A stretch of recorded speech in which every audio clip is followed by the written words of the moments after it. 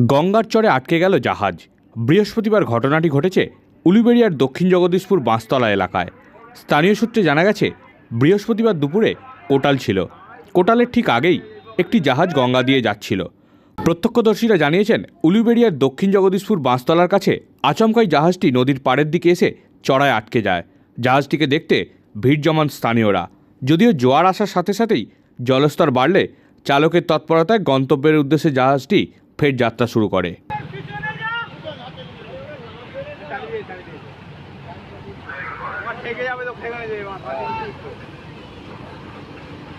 Start मार जल्दी।